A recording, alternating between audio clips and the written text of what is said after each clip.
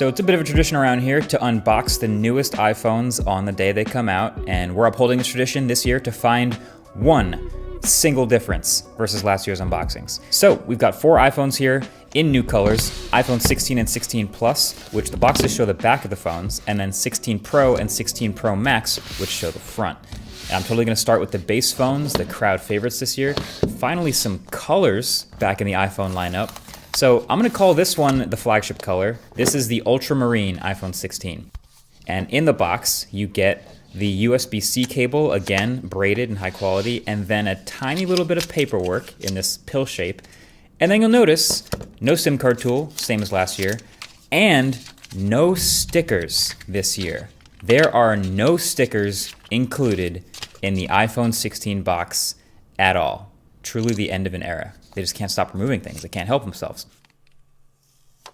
But let's get a look at the pink plus size phone too. These phones are the same sizes as last year, 6.1 inches for the base, 6.7 inches for the plus. But with the bigger batteries inside, that's something I'm really happy to hear about and very curious about in my testing. But really, I'm just happy we finally have colors back. So the back of the phone, it's a little more pale, but the glass around the camera is a bit darker. The rails of the phone are a bit darker.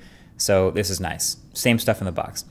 Now with these Pro phones, I think there's a reason they show the front of the phone on the box, because if they show the back, you literally could not tell the difference versus last year. But hey, at least this one has slightly thinner bezels they can show. And yeah, this here is going to be the natural titanium 16 Pro. And aside from the lack of stickers in the box, it's going to look and feel basically exactly like a titanium iPhone 15 Pro. Same USB-C cable as the base phone as well, great. But then this is the new flagship Pro color. The renders we saw at first were kind of weird, but this is the official desert titanium color. And you know, all of Apple's phones are, again, a bit more pale on the back, but they have more color on these rails, and that's definitely true again here.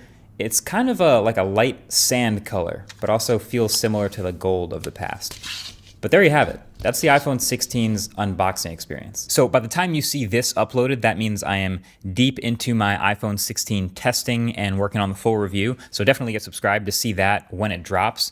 But if there are any things that you specifically want to see talked about more or that haven't been talked about enough for the review of the phones, let me know in the comment section below. But I can still give you now some quick things that I've noticed in my first couple days, my first week of testing, some FAQs. So first up, there is a size difference versus last year. The base phones are the same sizes, like I said, 6.1 and 6.7 inch in the same body sizes, but the Pro phones are both bigger. The 16 Pro goes from 6.1 to 6.3 inches, and even though it has thinner bezels, yes, the phone is slightly taller and slightly wider. And then the 16 Pro Max goes from 6.7 inches to 6.9 inches diagonally, which is now just an absolutely gigantic phone. I mean, it was already huge, but it's now even taller and wider, biggest phone they've ever made. If you look at it next to the Galaxy S24 Ultra, that's another absolutely huge phone for some context, and that phone has a stylus in it. So obviously, Apple's put more battery in this phone, which is great to see. I'm glad they're not going the opposite direction of like making it thinner or shrinking the batteries. But yeah, just it's definitely good to know if you're going with the new Pro Max this year, you are getting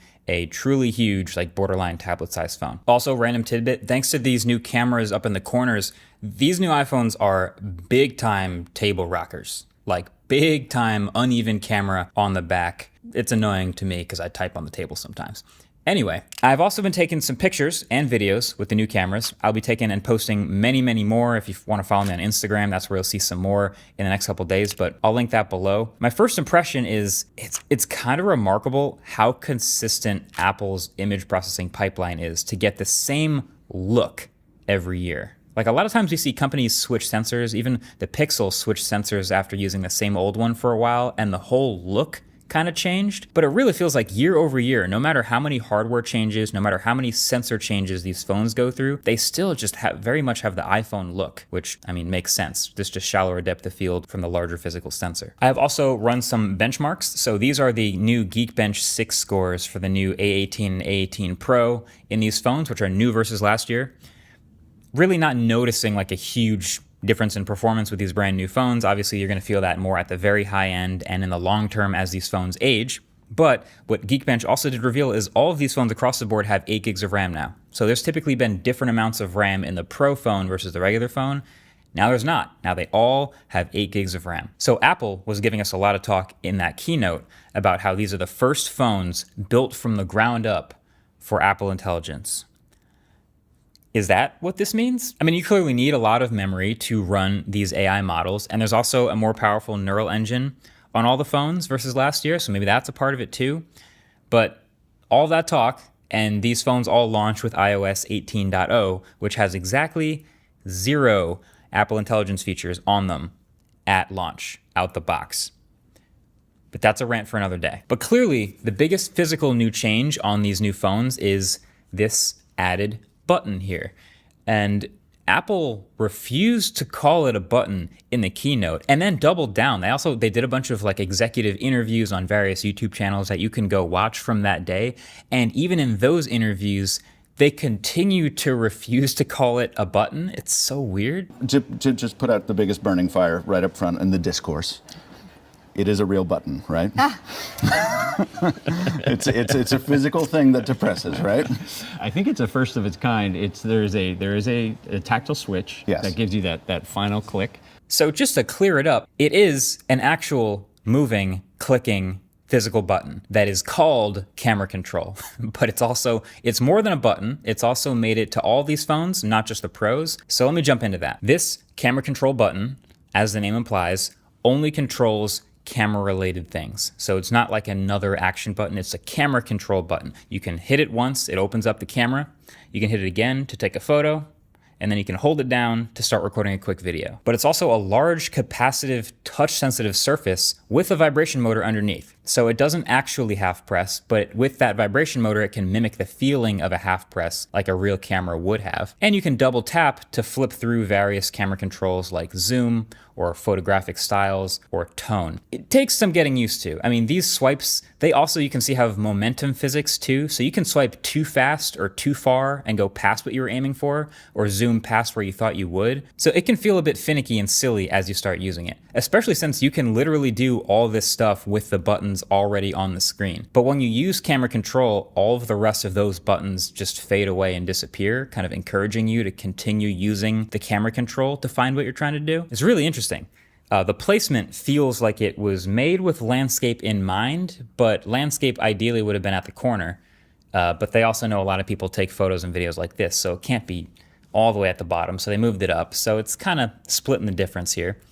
And also third-party apps will be able to plug into it if they use the camera. So this is already working with Kino, and it's supposed to start working with Snapchat pretty soon as well. And you can imagine other apps that use the camera will just decide what they want to do with it. I was also curious though, and I said this in that original impressions video, how cases would deal with this new button surface thing. So it turns out there's basically 2 options. Option number 1 is just a cutout in the side of the case. Just cut it out, expose it to the finger. So it's fine. That's probably what most cheap cases will do, but that also means it's no longer going to be flush with the side of the case. But then there's option number 2, which is what Apple's first-party cases do, which is putting in this little insert, which has glass and transfers the capacitance from the button outside of the case to the camera control of the phone itself and maintaining that flush feel. And it feels like it works pretty well. The half press still works fine, the swiping still works fine, the vibration motor transfers through. And the Beats by Dre cases also already have this. Yeah, I'm just gonna say that again real quick in case you were just phasing out for a second. There's Beats by Dre iPhone cases now. Like, since when does Beats make cases? Like, why does Beats make cases? I thought, I don't know, there was a theme of like Beats being audio products, but there's something new going on here. Maybe now they're just iPhone accessories. I don't know. But yeah, they've got a nice little camera control button thing on their new iPhone cases, which is nice. I kind of wish, and I'm not alone, that this was also Touch ID, but then they couldn't call it camera control, I guess. I wonder if that's in the future of this button. But anyway, speaking of third-party accessories, that's where Dbrand stepped in to sponsor this video. So for this sponsored segment, we're going to be doing something a little bit different. See, screen protectors, not my favorite thing. They're kind of a chore to install between the dust and the alignment and getting it perfect. That's a big part of why I don't use them all the time. But that's where channel sponsor Dbrand comes in. They seem to believe that I can install their Prism 2.0 screen protector blindfolded. So that's what I'm gonna try to do. Instructions I've been told are pretty simple. To just get the screen protector, get the phone, and then line it up, which is like that, and then pull the tab like that, and then just swipe down the middle to press it down. Give it a couple seconds, and then that should be it. Let's see. Take this off. And that doesn't even look like it's installed, but it is. It totally is. And it's perfect. Nice. Okay. Yeah, every Prism comes with 2 of these, so if you get the first one wrong, you can get a second try. But if you want to check these out for the iPhone or any number of phones that they make for it, I'll have a link below. All right, that's been it. Thanks for watching. Catch you in the next one. Peace.